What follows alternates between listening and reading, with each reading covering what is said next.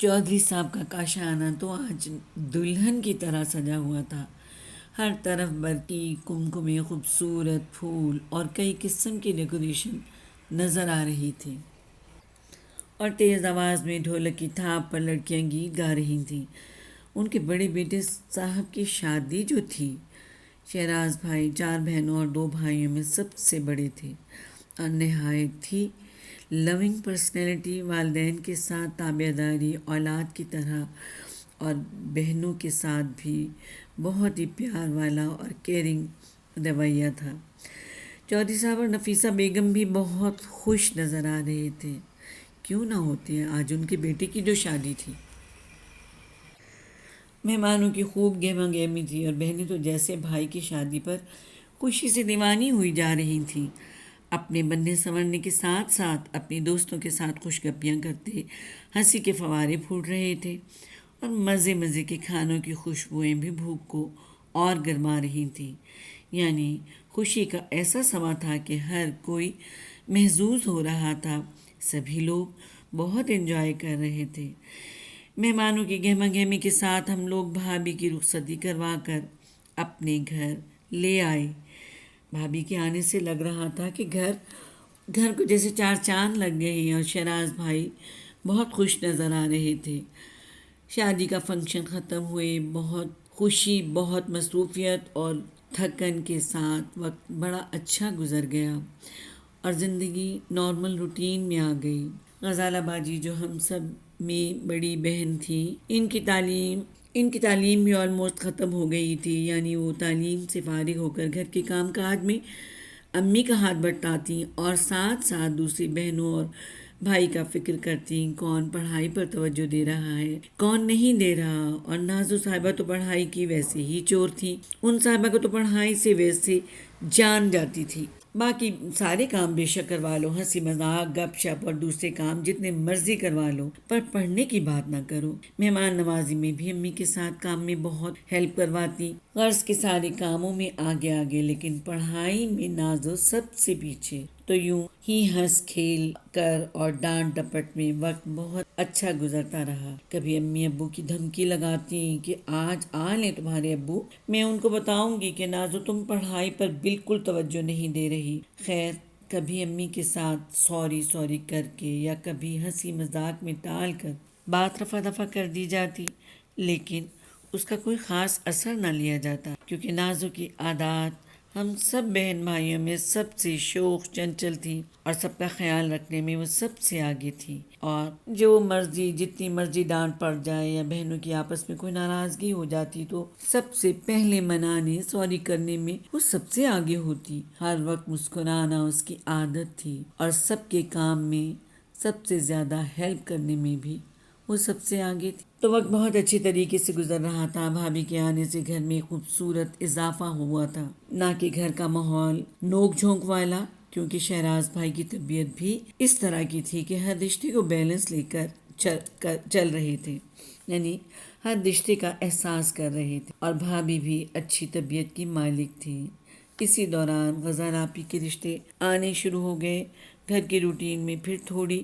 Change آنے لگی، اور یوں آنے جانے ملنے ملانے میں ایک اور اضافہ ہو گیا۔ تو یوں غزالہ باجی کی شادی بھی طے ہو گئی، اور پھر سے ایسی مصروفیت بڑھ گئی اور خوشیوں اور اداسیوں میں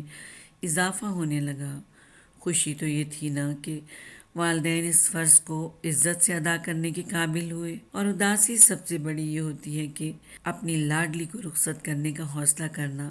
بڑا مشکل ہوتا ہے، کیونکہ یہ ایسا خوشی اور اداسی کا کمبینیشن ہے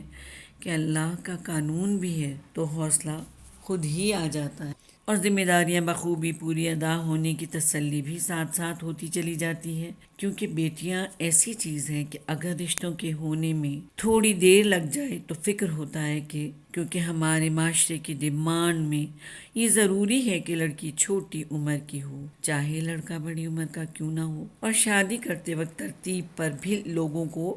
بہت اعتراض ہوتا ہے کہ بڑی کا رشتہ یا بڑی کی شادی پہلے کیوں نہیں کر رہے، چھوٹی کی کیوں کر دی۔ لوگ ایسی باتیں پوچھ کر ہی پریشان کر دیتے ہیں، کیونکہ ہمارا معاشرہ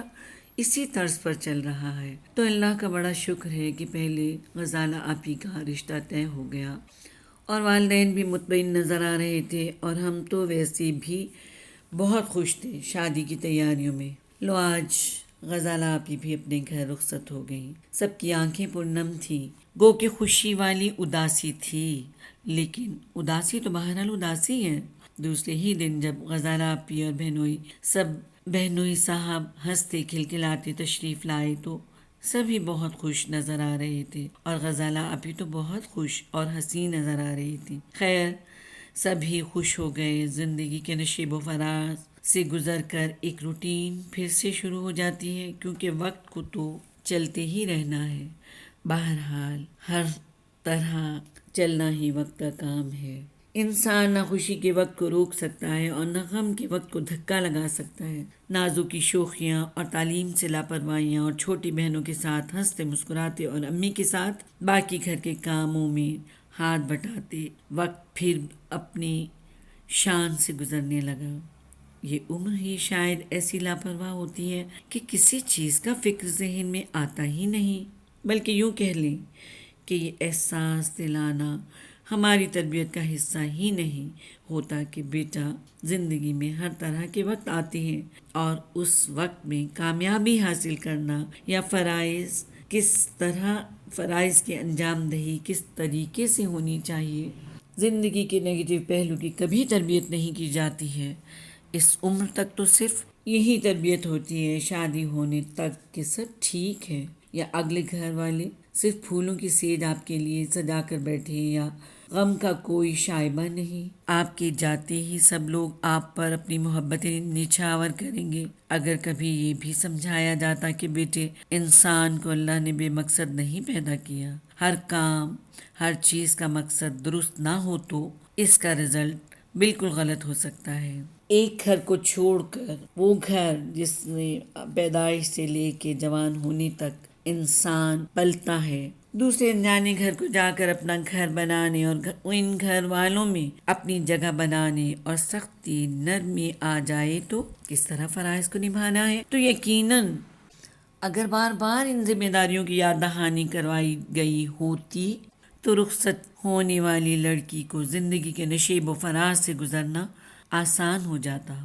اور اگر اس لڑکے کی تربیت میں یہ شامل ہو جائے کہ بیٹا، اللہ کا حکم ہے کہ گھر بسانے سے پہلے یہ سوچ لو کہ آیا آپ یہ ذمہ داریاں پوری کر سکتے ہو بیوی اور اولاد کی، یا کیسے بیہیو کرنا ہے، اللہ تعالیٰ کے احکامات کی یاد دہانی کروائی جاتی ہے یا نہیں، ایسے تو کبھی ذکر ہی نہیں ہوتے، بلکہ شادی کی تمام تیاریوں کی باتیں دونوں ہی سے کئی بار ہوتی ہوں گی، پر اہم کیا ہے، ذمہ داری کیا ہے، یہ تو کسی نے بتایا ہی نہ ہوگا۔ ہاں، ایسے جملے بہت بار سننے کو ملتے ہوں گے، جب بیوی آ جائے گی تو پھر اس نے کس کی سننی ہے، پکا جورو کا غلام ہوگا، ہاں پھر ہم کہاں بھائی کو نظر آئیں گے، یا یہ کہ ابھی کروا لیں اس سے جو بھی کروانا ہے، بعد میں اس نے کہاں ہاتھ آنا ہے۔ اور بیٹی کو یہ سمجھایا جاتا ہے بس ان پر ہی نہ بچتی چلی جانا، اپنی بات منوانے کی بھی عادت ڈالنا، شروع ہی سے جو عادت ڈال دو گی وہی رہے گی، مجھ سے تو بس اتنا ہی ہوتا ہے، اس سے زیادہ میں نہیں کر سکتی، اور اپنے میکے کی، اپنے گھر والوں کی ہر وقت تعریفیں کرنا، اور سسرال میں کوئی بندہ پسند نہ آنا، اپنے ہر بندے میں نقص نظر آنا، یہ ہمارے معاشرے کی عام باتیں ہیں، نہ ہم نے کبھی اس کا نوٹس لیا اور نہ کبھی ہم نے اس کو برا جانا، بلکہ بڑے مزے لے لے کر ہم ایسی باتیں سنتے ہیں، اور ہم یہ بھی نہیں بچوں کو سکھاتے یا اپنی اولاد کو سکھاتے کہ بیٹا، تمہارا گھر تمہارے شوہر کی امانت ہے، تمہارے ذمہ اپنے گھر کی باتیں جگہ جگہ بیٹھ کر نہیں کرتے۔ جب اس چیز کی اہمیت ہی نہ دلائی ہو، اور پھر اس کو پریکٹس کرنا بہت مشکل ہو جاتا ہے۔ پریکٹیکل لائف میں زندگی بالکل ڈیفرنٹ ہوتی ہے، خواہشوں اور خوابوں کی دنیا اور ہوتی ہے، پریکٹیکل میں آنے کے بعد بہت کچھ وہ نہیں ہوتا، اور جب اتنی لاپرواہی کی جائے